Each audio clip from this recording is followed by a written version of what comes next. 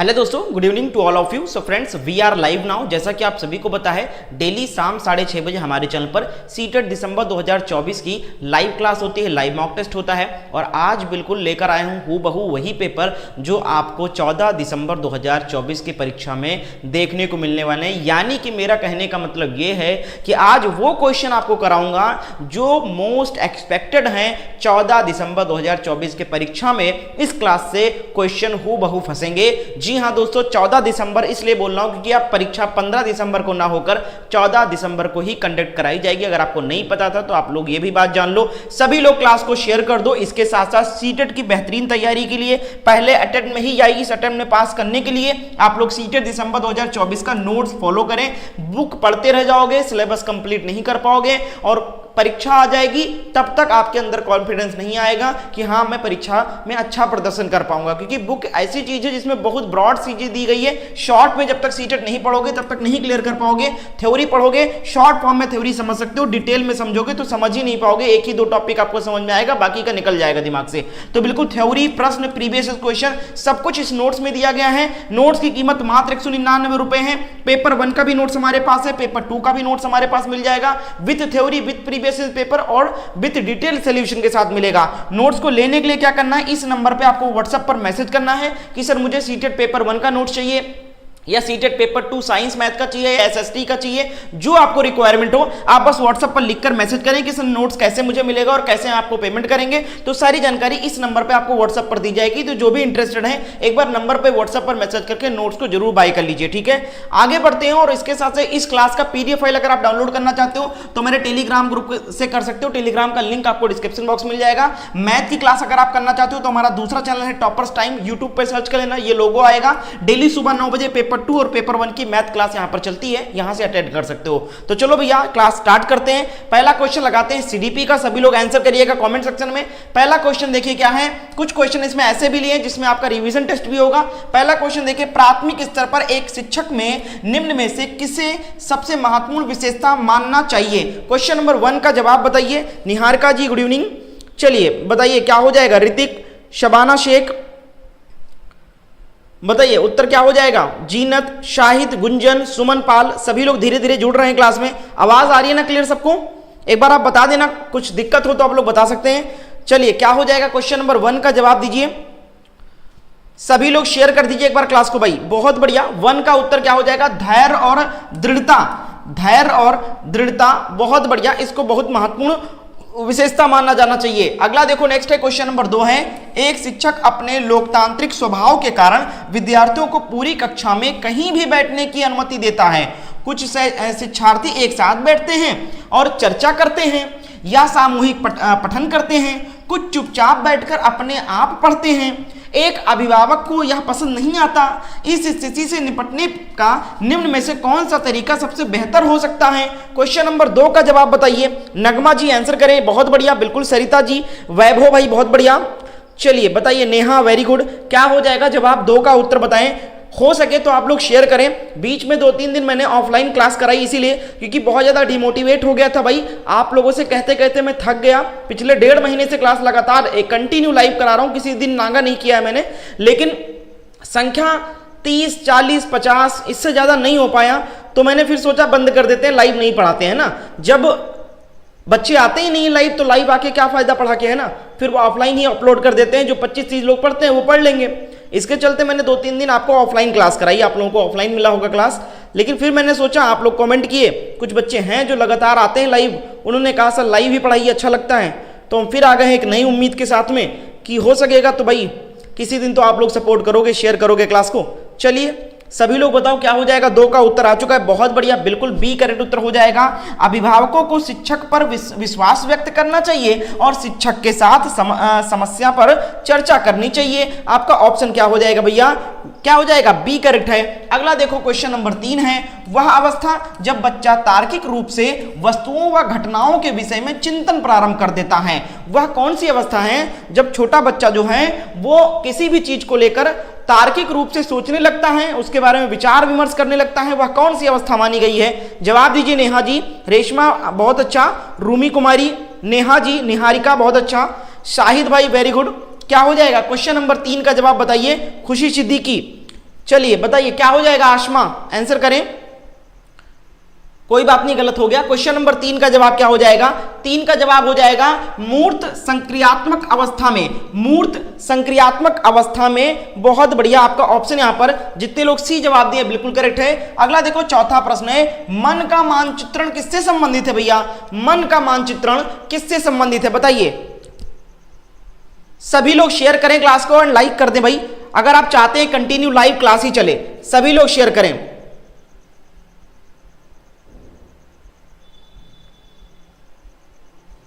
बहुत बढ़िया, क्या हो जाएगा? 4 नंबर का जवाब बताइए। 4 का राइट आंसर क्या हो जाएगा? बहुत बढ़िया, रेशमा पासवान, शाहिद वेरी गुड, अरशद भाई बहुत अच्छा। 4 का सी जितने लोग बोल रहे हैं मन की क्रियाशीलता पर अनुसंधान से है, मतलब मन का मानचित्रण, ठीक है। अगला देखो प्रश्न है 5 नंबर, प्रश्न है देखिए, विशेष रूप से प्राथमिक स्तर पर विद्यार्थियों की सीखने संबंधी समस्याओं को संबोधित करने का सबसे बेहतर तरीका इनमें से कौन सा है भाई? चारों ऑप्शन पढ़ें और जवाब दीजिए सब लोग। क्या हो जाएगा राइट आंसर, इसका जवाब दें आप लोग।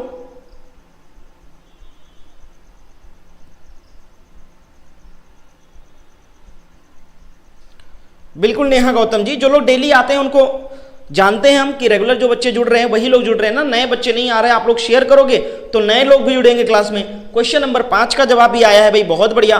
5 का डी और सी में कंफ्यूज है, डी और सी आ रहा है, जवाब डी बिल्कुल सही उत्तर हो जाएगा। क्षमता के अनुरूप विभिन्न शिक्षण पद्धतियों का प्रयोग करना, ऑप्शन डी यहां पर बिल्कुल बेहतर तरीका माना जाता है। अगला देखो नेक्स्ट क्वेश्चन क्या है, क्वेश्चन नंबर 6 है, प्रश्न है निम्न में से कौन सा शिक्षार्थियों में सृजनात्मकता का पोषण करता है? 6 नंबर का उत्तर बताओ। 6 का सही जवाब क्या हो जाएगा, आंसर करें आप लोग। 6 नंबर का उत्तर क्या हो जाएगा?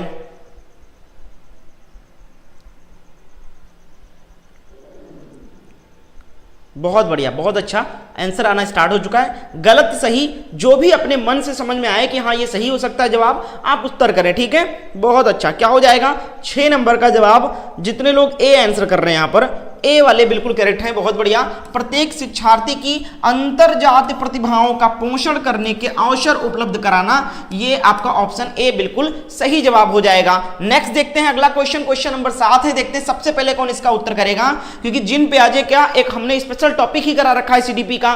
तो देखिए प्याजे के अनुसार निम्नलिखित में से कौन सी अवस्था में बच्चा अमूर्त संकल्पनाओं के विषय में तार्किक चिंतन करना आरंभ करता है? अभी मैंने बताया था ना, एक क्वेश्चन अभी आया था थोड़ी देर पहले कि कब बच्चा किसी भी वस्तु किसी भी चीज को तार्किक रूप से सोचना या चिंतन करना शुरू कर देता है, किस अवस्था में, है ना। तो मूर्त संक्रियात्मक अवस्था मैंने बताया था। अभी उसी से संबंधित दूसरा क्वेश्चन आया है, ठीक है। क्या हो जाएगा इसका उत्तर बताइए। 7 नंबर का जवाब दिए श्याम मनोहर भाई, मनोज वेरी गुड, सरिता बहुत अच्छा, खुशी सिद्दीकी, सुमन बहुत बढ़िया। 7 नंबर का जवाब बिल्कुल जितने लोग ए आंसर कर रहे हैं, औपचारिक संक्रियात्मक अवस्था 12 वर्ष के ऊपर मानी जाती है, और यही आपका जवाब बिल्कुल अप्रोप्रिएट है, ए ऑप्शन बिल्कुल करेक्ट है। अगला देखो नेक्स्ट है क्वेश्चन नंबर 8 है, सीखना समृद्ध हो सकता है यदि, सीखना समृद्ध हो सकता है यदि, 4 ऑप्शन दिया गया है, जवाब दें आप लोग। चलिए 30 लोग हो चुके हैं क्लास में, धीरे धीरे एक एक करके ही बढ़े, लेकिन संख्या बढ़े तो अच्छा लगता है, ठीक है, रुके ना वहां पर क्लास, ठीक है। तो भैया 30 हो गए हैं, देखते हैं कितने देर पर ये 30 की संख्या आगे बढ़ती है, देखते हैं भाई आप लोग सपोर्ट कर रहे हैं कि नहीं। 16 लाइक किया है 30 लोगों में से, ठीक है, मतलब 30 के 30 लोगों को लाइक करना चाहिए अगर अच्छा लगता होगा क्लास, है ना। तो सभी लोग लाइक कर दो फटाफट। चलो भैया 30 लोग हैं, देखते हैं कितनी देर में ये कितना बढ़ता है, ठीक है। चलो भैया बढ़ाओ संख्या, शेयर करो सब लोग। 8 का डी, डी बिल्कुल सही है भैया, वास्तविक दुनिया से उदाहरणों को कक्षा में लाया जाए जिसमें विद्यार्थी एक दूसरे से अंतः क्रिया करें और शिक्षक उस प्रक्रिया को सुगम बनाए यानी आसान बनाए, बिल्कुल सही है। अगला देखो नेक्स्ट है क्वेश्चन नंबर 9 है, निम्न में से कौन से कथन को सीखने की प्रक्रिया की विशेषता नहीं मानना चाहिए? क्वेश्चन नंबर 9 का उत्तर हमारे सभी स्टूडेंट जवाब देंगे। 9 नंबर का राइट आंसर क्या हो जाएगा? चलो भैया 32 हो गए, दूसरे क्वेश्चन पे 2 लोग और जुड़े, 32 हो गया लाइव वॉचिंग, ठीक है। देखते हैं, चलो हम इसकी भी अपडेट करते रहेंगे, देखते हैं भाई कि आप लोग को भी पता तो चले कि कितनी देर में कितने लोग बढ़ते हैं और चले जाते हैं। अब देखो 32 हुआ था, 27 हो गए, है ना। तो ऐसे घटता बढ़ता रहता है, ऊपर नहीं जाता है कभी। 9 नंबर का जवाब क्या हो जाएगा? बिल्कुल सही जवाब है सोनू भाई, बहुत अच्छा। प्रतिभा सिंह का भी उत्तर सही आया है, वेल डन, बहुत अच्छा। 9 नंबर का जवाब क्या हो जाएगा, शैक्षिक संस्थान की एकमात्र स्थान है जहां अधिगम प्राप्त होता है। ये गलत है, ये विशेषता नहीं मानना चाहिए। एकमात्र संस्थान आ गया है, एकमात्र आपका नेगेटिव हो जाएगा। शैक्षिक संस्थान ही एकमात्र संस्थान नहीं है जहां अधिगम प्राप्त होता है, जहां से बच्चा सीख सकता है। बच्चा कई तरीके से बहुआयामी रूपों से सीखता है, आसपास से सीखता है, अपने परिवार से सीखता है ना, बहुत सारी चीजें हैं जो उसको सिखाती हैं। अगला देखो 10 नंबर है, 5वीं कक्षा के दृष्टिबाधित विद्यार्थी, 4 ऑप्शन दिया गया है। 5वीं कक्षा के दृष्टिबाधित विद्यार्थी 4 ऑप्शन दिया गया, पढ़िए और जवाब दीजिए आप लोग।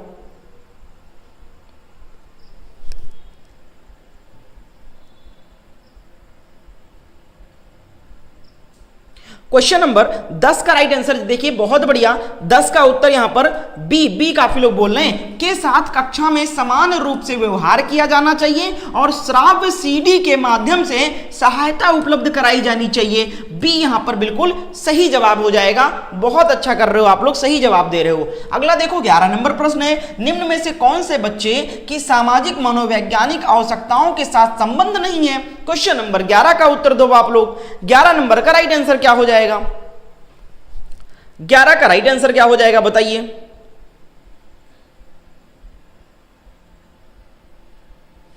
चलो भाई, 32 लोग पहले थे, अब वापस से 25 लोग हो गए हैं भाई। आप खुद देखो कि कहां बढ़ रहा है क्लास की संख्या, है ना। सब लोग मिलकर अगर शेयर करो ना तो ये 25 के बजाय 50 हो जाए तुरंत। अगर मिलकर आप लोग 2-2 लोगों को भी शेयर कर देते हो, लेकिन सब लोग एक साथ शेयर ही नहीं करते हो। मैंने कह दिया तो कोई 1-2 लोगों ने शेयर कर दिया। अगर मिलकर सपोर्ट करो ना तो कोई बड़ी चीज नहीं है आप लोगों के लिए। क्वेश्चन नंबर 11 का राइट आंसर क्या हो जाएगा, बी बिल्कुल सही जवाब हो जाएगा। शरीर में अपशिष्ट पदार्थों का नियमित रूप से बाहर निकलना, आपका ऑप्शन यहां पर बी जो है ये आवश्यकताओं के साथ संबंध नहीं रखता है। बाकी सारे हो जाएंगे। संवेगात्मक सुरक्षा की आवश्यकता होती है, सानिध्य निसंगत की आवश्यकता है और सामाजिक अनुमोदन अथवा सराहना की आवश्यकता है। अगला देखो नेक्स्ट है क्वेश्चन नंबर 12 है, वह कौन सा स्थान है जहां बच्चे के संज्ञानात्मक विकास को सबसे बेहतर तरीके से परिभाषित किया जा सकता है भाई। क्वेश्चन नंबर 12 का राइट आंसर बताइए आप लोग। 12 नंबर का उत्तर क्या हो जाएगा,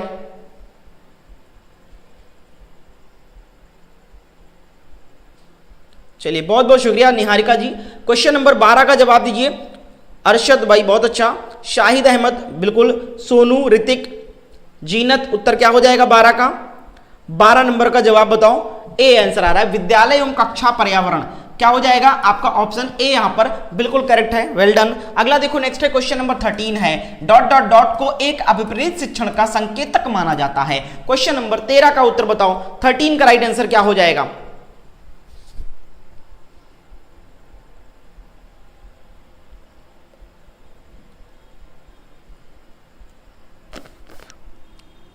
का राइट आंसर दीजिए। 13 नंबर का राइट आंसर, विद्यार्थियों द्वारा प्रश्न पूछना। क्या हो जाएगा, विद्यार्थियों के द्वारा प्रश्न पूछना। आपका ऑप्शन यहां पर बी बिल्कुल सही उत्तर हो जाएगा। ये एक अभिप्रेत शिक्षण का संकेत माना जाता है। ठीक है, अगला देखो नेक्स्ट है क्वेश्चन नंबर 14, निम्न में से कौन सा बुद्धिमान बच्चे का लक्षण नहीं है। कौन सा बुद्धिमान बच्चे का इन चारों में से लक्षण नहीं है बताओ।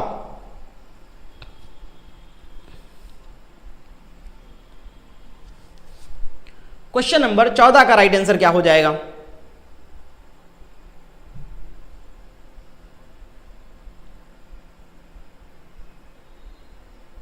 14 नंबर का जवाब क्या हो जाएगा, वह जो अमूर्त रूप से सोचता रहता है।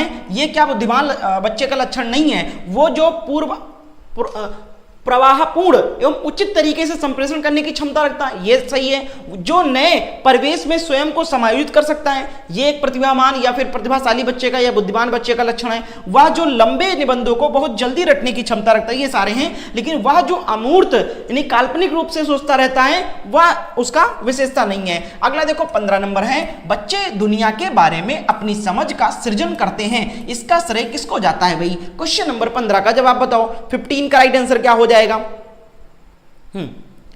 15 का जवाब क्या हो जाएगा। 15 नंबर का उत्तर, 15 का क्या हो जाएगा, इसका श्रेय किसको जाता है, इसका श्रेय जाता है जीन पियाजे को। डी बिल्कुल करेक्ट आंसर हो जाएगा, डी बिल्कुल सही है। अगला देखो नेक्स्ट है क्वेश्चन नंबर 16 है, कृतिका अक्सर घर में ज्यादा बात नहीं करती है लेकिन विद्यालय में वह काफी बात करती है। यह क्या दर्शाता है? क्वेश्चन नंबर 16 का सही जवाब देने का प्रयास करें आप लोग।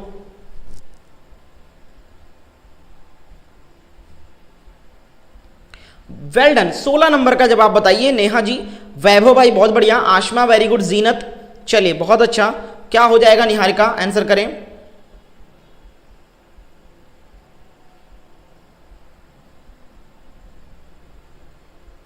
क्वेश्चन नंबर 16 का राइट आंसर, 16 का राइट आंसर क्या हो जाएगा?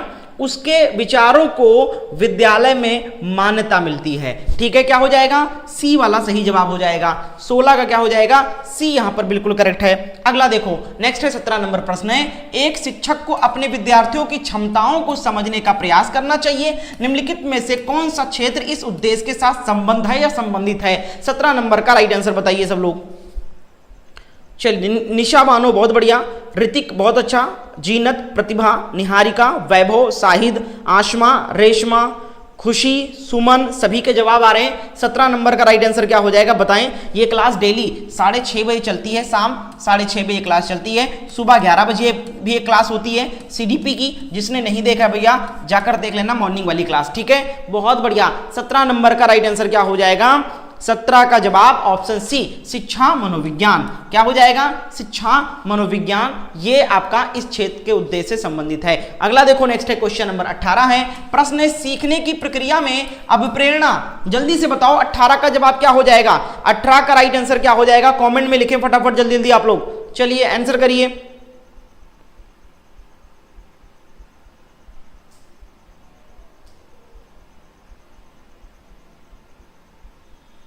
18 का राइट आंसर क्या हो जाएगा?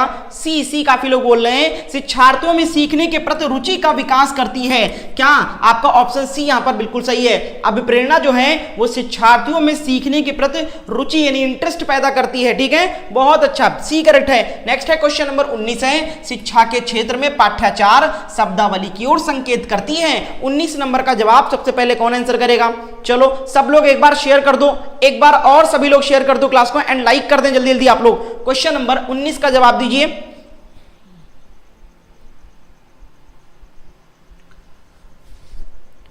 19 नंबर का राइट आंसर क्या हो जाएगा?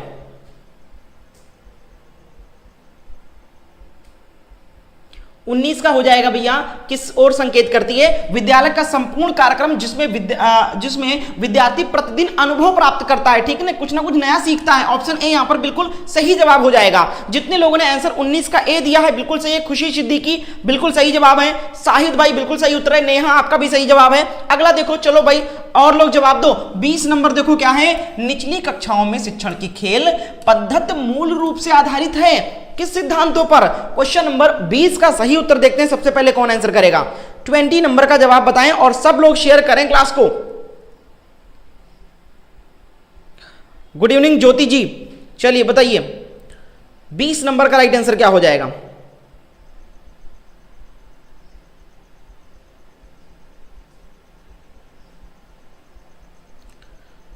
चलिए 20 नंबर का देखिए क्या हो जाएगा? खेल पद्धति मूल रूप से किस पर आधारित है, किस सिद्धांतों पर आधारित है, यही पूछा गया आपसे इनडायरेक्टली। तो क्या हो जाएगा? शिक्षण पद्धति के सिद्धांतों पर नहीं, ये तो डायरेक्ट हो जाएगा ना। क्या हो जाएगा? विकास एवं वृद्धि के मनोवैज्ञानिक सिद्धांतों पर आधारित है। ऑप्शन बी यहां पर जो लोग आंसर कर रहे हैं, देख लें कौन कौन जवाब दे रहा है। बी, बी हो जाएगा। निशा विपिन का सही जवाब है, बहुत बढ़िया। संदीप का भी उत्तर सही है, वेल डन, बहुत अच्छा। श्याम मनोहर जी गलत हो जाएगा, ए नहीं बी जवाब होगा। नगमा सही है, बहुत बढ़िया, वेरी गुड निशा, वेरी गुड निहारिका। नेक्स्ट देखो 21 देखो, एक बच्चा अतीत की समान परिस्थिति में की गई अनुक्रियाओं के आधार पर नई स्थिति के प्रति अनुक्रिया करता है। यह किससे संबंधित है भाई? क्वेश्चन नंबर 21 का सबसे पहले देखते हैं कौन जवाब देगा। 21 का राइट आंसर बताइए। चलो आपके पास 5 सेकंड है भैया, फटाफट जवाब दो पढ़ के। जो क्वेश्चन का ऑप्शन बड़ा रहेगा उसमें 10 सेकंड दे दूंगा आपको। ठीक है, चलो जवाब आना स्टार्ट हो चुका है। 21 नंबर का उत्तर यहां पर आया है। क्या हो जाएगा जवाब? गलत कर रहे हो उत्तर। क्या हो जाएगा 21 का? 21 का हो जाएगा सीखने का प्रभाव नियम नहीं, सीखने की प्रक्रिया का आवृत्ति नियम गलत हो जाएगा, सीखने का तत्परता नियम, सीखने का सदृशता नियम हो जाएगा। आपका ऑप्शन डी यहां पर बिल्कुल सही उत्तर हो जाएगा। यह किससे संबंधित है? ऑप्शन डी से संबंधित है। क्या हो जाएगा? डी वाला जवाब है सीखने का सदृशता, बिल्कुल सही जवाब है का नियम। बिल्कुल निशा जी सही है, शाहिद आप सही आ रहा है आपका। अगला देखो 22 नंबर देखो, प्रतिभाशाली होने का संकेत नहीं है। इन चारों में से कौन सा प्रतिभाशाली होने का संकेत नहीं है? बताओ।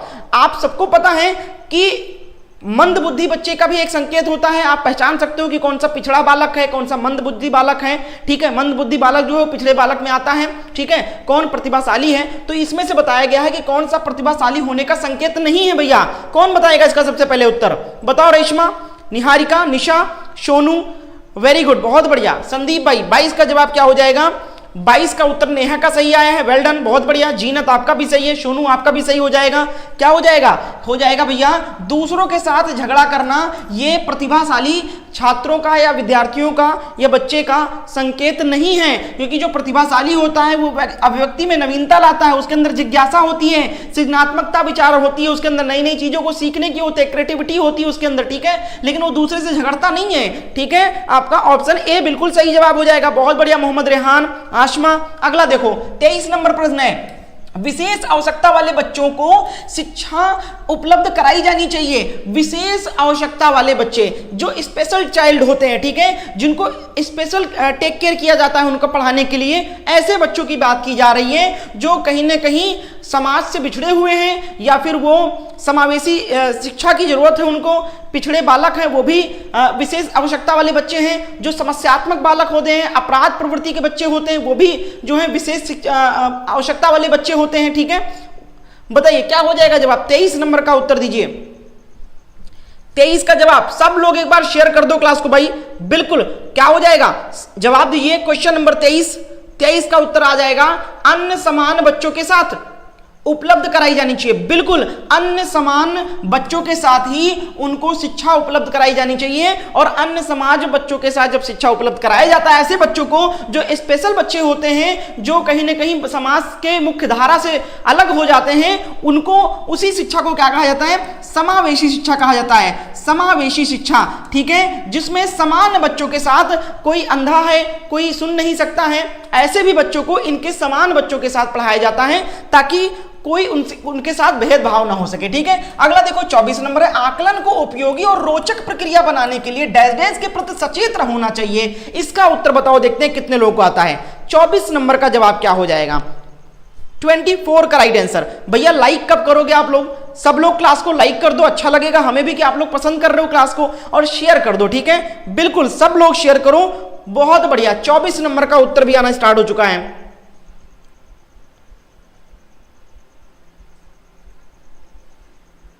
24 का राइट आंसर क्या हो जाएगा? हाँ, 24 का क्या हो जाएगा बताओ?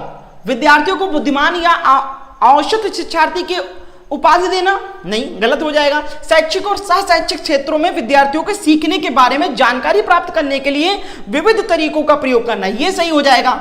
यह सही हो जाएगा, आपका ऑप्शन बी करेक्ट उत्तर हो जाएगा। इसके प्रति सचेत होना चाहिए। ठीक है, बिल्कुल आपका ऑप्शन बी, सी गलत हो जाएगा। प्रतिपुष्टि यानी फीडबैक देने के लिए तकनीकी भाषा का प्रयोग करना, गलत हो जाएगा। अलग अलग विद्यार्थियों को तुलना करना, तो ये तो भेदभाव हो जाएगा ना। बिल्कुल सही, आपका ऑप्शन बी वाला, जितने लोग जवाब बी दे रहे हैं बिल्कुल करेक्ट है, वेल डन। अगला देखो नेक्स्ट है क्वेश्चन नंबर 25 है, ये आ गया भैया। डिसलेक्सिया किससे संबंधित है? डिसलेक्सिया किससे संबंधित है बताओ?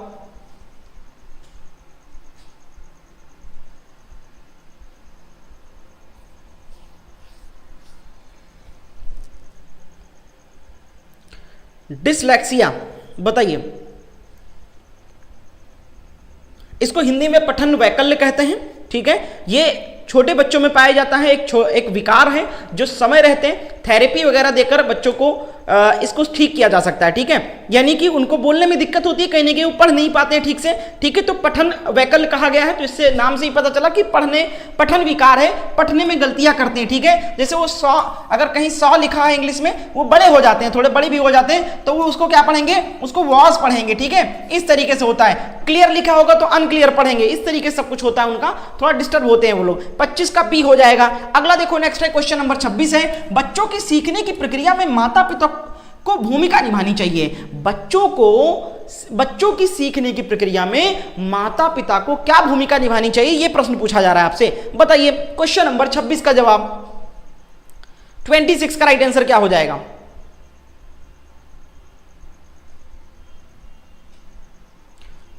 26 का क्या हो जाएगा?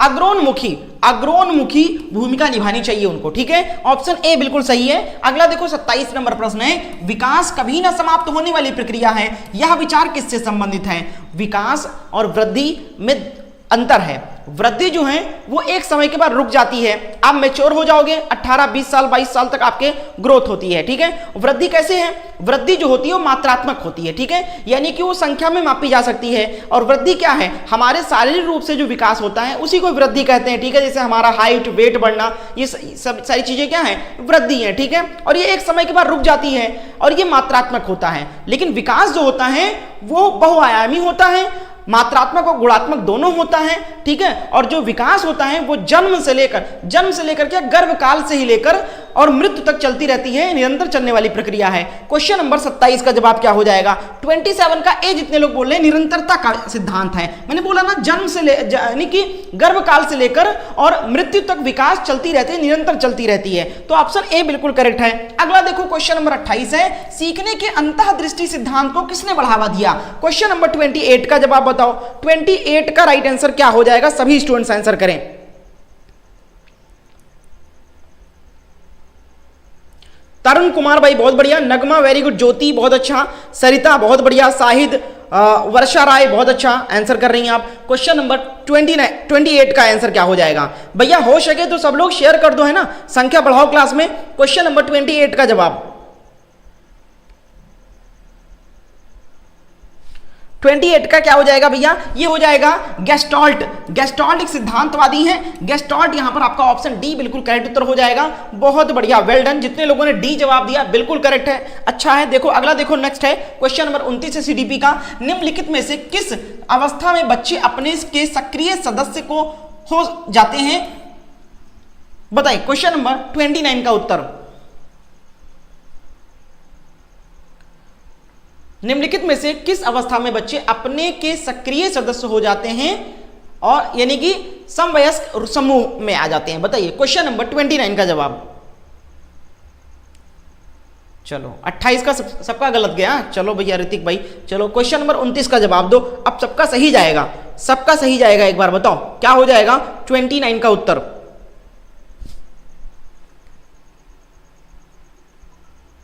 जी हाँ, क्या हो जाएगा? ये हो जाएगा किशोरावस्था। क्या हो जाएगा? किशोरावस्था, जितने लोग बोल रहे हैं डी बिल्कुल सही है। अगला देखो, नेक्स्ट है क्वेश्चन नंबर 30 है, बच्चों के बौद्धिक विकास के 4 विशिष्ट अवस्थाओं की पहचान की गई है, किसके द्वारा? क्वेश्चन नंबर 30 का राइट आंसर बताइए।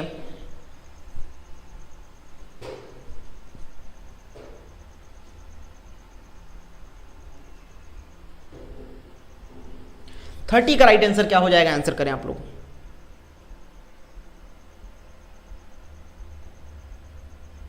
30 नंबर का जो राइट आंसर हो जाएगा आपका जिन प्याजे हो जाएगा, जिन प्याजे के द्वारा, ठीक है। बहुत बढ़िया, तो हमारे टॉप 30 क्वेश्चन सीडीपी के हो गए। कितने क्वेश्चन सीडीपी में सही गए आप कमेंट में हमें लिख के बताइएगा। अब हम आगे बढ़ेंगे और हिंदी का हम कुछ क्वेश्चन करेंगे, ठीक है।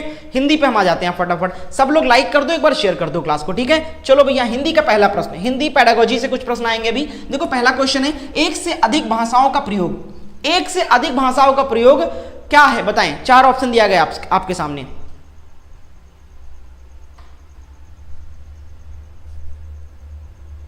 चलो जी जवाब दो। 1 का राइट आंसर क्या हो जाएगा? सीडीपी कंप्लीट हो गया हमारा टेस्ट, सारे सब्जेक्ट का टेस्ट होगा शाम को, तो आप लोग बताइए पहला क्वेश्चन का राइट आंसर क्या हो जाएगा? हिंदी पेडागोजी है। सब लोग शेयर करो भाई क्लास को। क्वेश्चन नंबर 1 का राइट आंसर बिल्कुल जितने लोग सी आंसर कर रहे हैं, संज्ञानात्मक विकास में सहायक है, ठीक है। एक से अधिक भाषा का प्रयोग संज्ञानात्मक विकास के लिए सहायक है। अगला देखो क्वेश्चन नंबर 2 है, दृष्टिबाधित बच्चों को भाषा सिखाते समय किस चीज का ध्यान रखना चाहिए? बताओ। क्वेश्चन नंबर 2 का राइट आंसर क्या हो जाएगा? बहुत बढ़िया, खुशी का 30 में 25 सही गया है सीडीपी में, वेल डन, बहुत अच्छा स्कोर है। चलिए नगमा परवीन, निशा, जीनत, बहुत बढ़िया। क्या हो जाएगा 2 नंबर का जवाब? 2 का डी। अधिक से अधिक मौखिक भाषा का प्रयोग करना चाहिए। जब बच्चा देख नहीं सकता है, अगर आप एक समावेशी कक्षा के शिक्षक हैं तो आपको इन बातों का ध्यान रखना चाहिए कि हमारे कक्षा में कोई ऐसा स्टूडेंट्स भी पढ़ रहा है जिसको दिखाई नहीं देता है। तो अगर आप चुपचाप मौन में ऐसे ऐसे लिखते रहोगे तो कुछ नहीं समझ पाएगा। जो भी लिखो बोलते रहो, आप उच्चारण भी करता रहो ताकि वो भी समझ पाए। ठीक है, अगला देखो, नेक्स्ट है क्वेश्चन नंबर 3 है, प्राथमिक स्तर पर भाषा की पाठ्य पुस्तकों में किस तरह की रचनाओं को स्थान दिया जाना चाहिए? 3 नंबर का जवाब दो भैया। हिंदी तो सबको आती है, हिंदी कोई बड़ी चीज नहीं है, आपने बहुत सारी परीक्षाओं में पढ़ा होगा, हिंदी की तैयारी की होगी, लेकिन हिंदी पेडागोजी, हिंदी शिक्षण शास्त्र यहां पर इंपॉर्टेंट है आपके लिए, तो ज्यादा फोकस आप इस पे करो। हिंदी का व्याकरण तो सबको आता है भाई, तुक्का लगा के भी कर दोगे तो सही चला जाएगा। इसमें अगर आप समझ नहीं पाओगे आप तो गलत कर दोगे और यही आपको ले डूबेगा और या तो यही आपको पार लगा देगा, है ना। तो हर सब्जेक्ट के पेडागोजी पे ज्यादा मेहनत करो आप। क्वेश्चन नंबर 3 का राइट आंसर क्या हो जाएगा बताइए? एक बार सभी लोग क्लास को शेयर कर दो फटाफट। ठीक है, उत्तर क्या हो जाएगा? 3 नंबर का जवाब। 3 का बी उत्तर आया है, ऐसी रचनाएं जो बच्चों के परिवेश से जुड़ी हों और जिनमें भाषा की अलग अलग छटाएं हों। भैया बी बिल्कुल सही जवाब हो जाएगा। एक बार इसी बात पे शेयर कर दो सब लोग क्लास को। देखो अगला है क्वेश्चन नंबर 4 है, निम्नलिखित में से कौन सा बच्चों का भाषिक क्षमता के आकलन का सबसे उचित तरीका है? क्वेश्चन नंबर 4 का उत्तर बताओ सब लोग। 4 का राइट आंसर क्या हो जाएगा?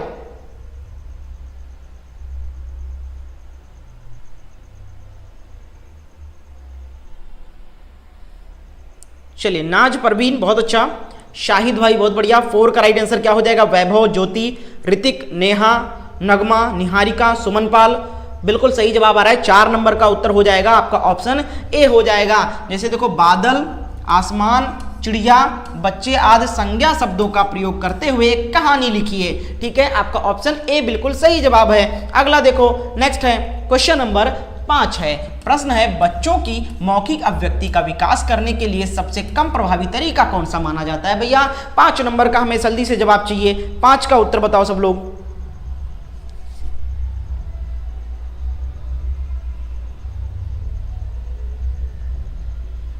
क्वेश्चन नंबर 5 का राइट आंसर क्या हो जाएगा? 5 का उत्तर आपका ऑप्शन ए हो जाएगा, व्याकरण आधारित संरचना का अभ्यास करना। आपका ऑप्शन ए बिल्कुल सही है। अगला देखो, नेक्स्ट है क्वेश्चन नंबर 6 है, प्रश्न है, निम्नलिखित में से कौन सा द्वितीय भाषा शिक्षण का उद्देश्य नहीं है? भाई 6 नंबर का उत्तर बताओ आप लोग। 6 का राइट आंसर क्या हो जाएगा? 6 नंबर का उत्तर बताइए।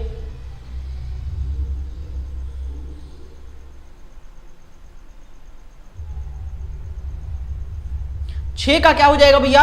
6 का हो जाएगा, कौन सा नहीं है पूछा गया है ना। तो यहां पर विभिन्न क्षेत्र स्थितियों में हिंदी की विभिन्न प्रयुक्तियों समझने की योग्यता का विकास, ये तो है। हिंदी के व्याकरणिक नियमों को कंठस्थ कराना, रटाना नहीं है, समझाना है, तो यही नहीं है आपका बी। कंठस्थ देखो, काट दो, है ना। Negative question, negative option cut गया, सही उत्तर हो गया। अगला देखो, नेक्स्ट क्या है? क्वेश्चन नंबर 7 देखो, भाषा सीखने के लिए कौन सा कारक सर्वाधिक महत्वपूर्ण है? 7 नंबर का जवाब। 7 का राइट आंसर क्या हो जाएगा बताइए? सुनील भाई आंसर करें, निशा विपिन बहुत बढ़िया, खुशी वेरी गुड।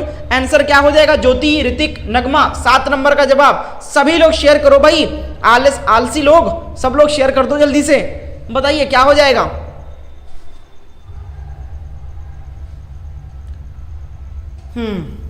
7 का हो जाएगा सर्वाधिक महत्वपूर्ण समृद्ध भाषिक वातावरण, समृद्ध भाषिक वातावरण। ठीक है, इससे इसका मतलब यह हो गया कि आपका जो स्कूल है वो भाषिक वातावरण से समृद्ध होना चाहिए। अब आप लोगों ने देखा होगा जो नया स्कूल है, नए न्यू एजुकेशन पॉलिसी के तहत जो स्कूल बनाए जा रहे हैं, उसमें हर जगह प्लेग्राउंड में हर जगह कुछ न कुछ लिखा होता है बच्चों को देखने के लिए, समझने के लिए।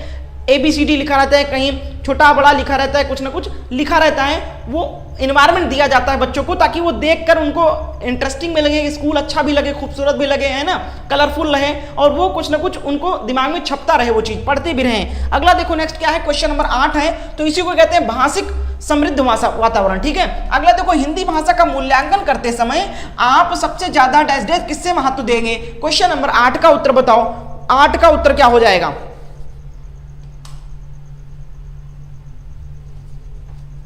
8 नंबर का जवाब क्या हो जाएगा?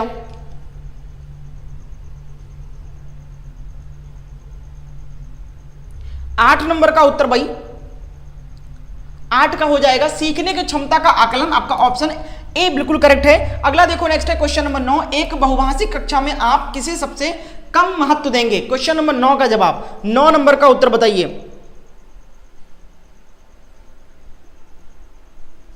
6 का बी होगा, देख लेते हैं भाई, हो जाता है कभी कभी, तो आप लोग बता देते हैं, अच्छा करते हैं। हाँ, देख लेते हैं क्या है। निम्नलिखित में कौन सा द्वितीय भाषा शिक्षण का उद्देश्य नहीं है?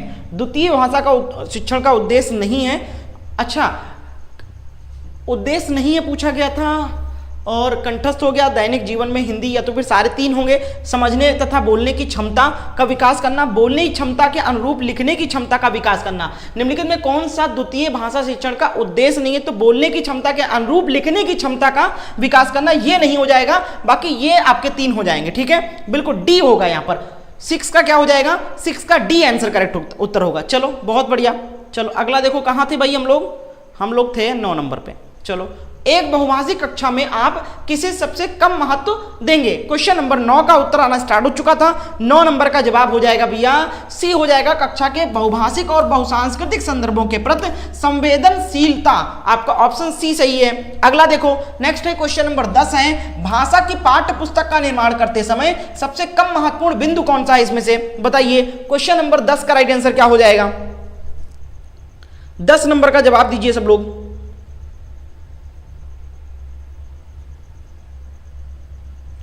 10 का उत्तर क्या हो जाएगा? 10 का जवाब हो जाएगा पाठों की संख्या। पाठों की संख्या आपका ऑप्शन बी वाला बिल्कुल सही है। 10 का बी बिल्कुल सही जवाब हो जाएगा भैया।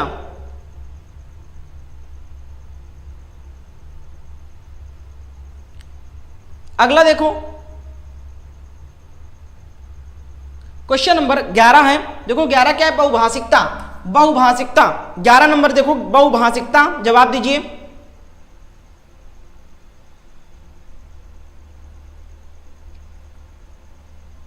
क्वेश्चन नंबर 11 का जवाब 4 ऑप्शन दिया गया है, बहुभाषिकता। आगे आपको जवाब देना है 11 का उत्तर क्या हो जाएगा?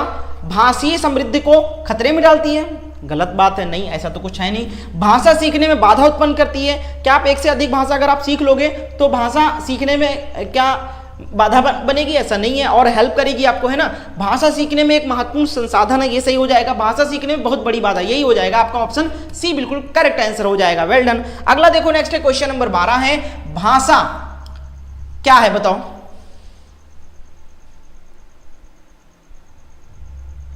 क्वेश्चन नंबर 12 का राइट आंसर, विद्यालय में सीखी जाती है, एक नियमबद्ध व्यवस्था है, सदैव व्याकरण नियमों का ही अनुगमन करती है, नियमों की जानकारी से ही निखरती है। जवाब हो जाएगा भाषा एक नियमबद्ध व्यवस्था है। आपका ऑप्शन बी करेक्ट है। नेक्स्ट है क्वेश्चन नंबर 13 है, बच्चे विद्यालय आने से पहले 4 ऑप्शन दिया गया है। जवाब दीजिए सब लोग।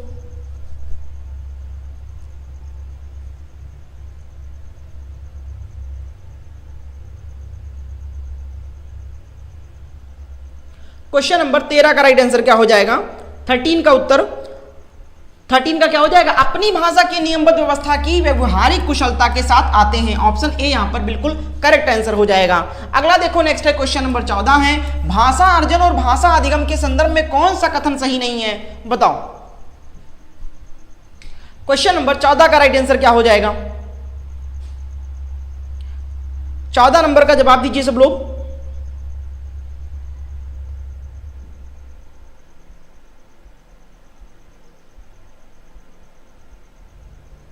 चौदह नंबर का जवाब, 14 का उत्तर क्या हो जाएगा?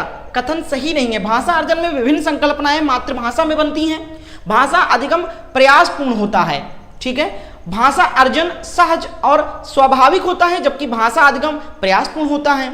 सांस्कृतिक विभिन्नता भाषा अर्जन और भाषा अधिगम को प्रभावित करने वाला महत्वपूर्ण कारक है। कौन सा सही हो जाएगा? क्वेश्चन नंबर 14 का जवाब बताइए फटाफट आप लोग। भाषा अर्जन और भाषा अधिगम के संदर्भ में कौन सा सही नहीं है? तो देखो भैया, भाषा अर्जन विभिन्न संकल्पनाएं मातृभाषा में बनती है, बिल्कुल सही है। भाषा अधिगम प्रयासपूर्ण होता है, भाषा अधिगम जो है प्रयासपूर्ण होता है, ये आपका गलत हो जाएगा। बाकी सारे आपके सही हैं, तो आपका कथन सही नहीं है। आपका ऑप्शन बी वाला करेक्ट उत्तर हो जाएगा। अगला देखो, नेक्स्ट है क्वेश्चन नंबर 15 है, मंदिरा पहली कक्षा में पढ़ती है और वह मुझे आम बहुत अच्छा लगता है, मैं थक गई आदि वाक्यों का प्रयोग करती है। मंदिरा 4 ऑप्शन दिए गए, जवाब दीजिए।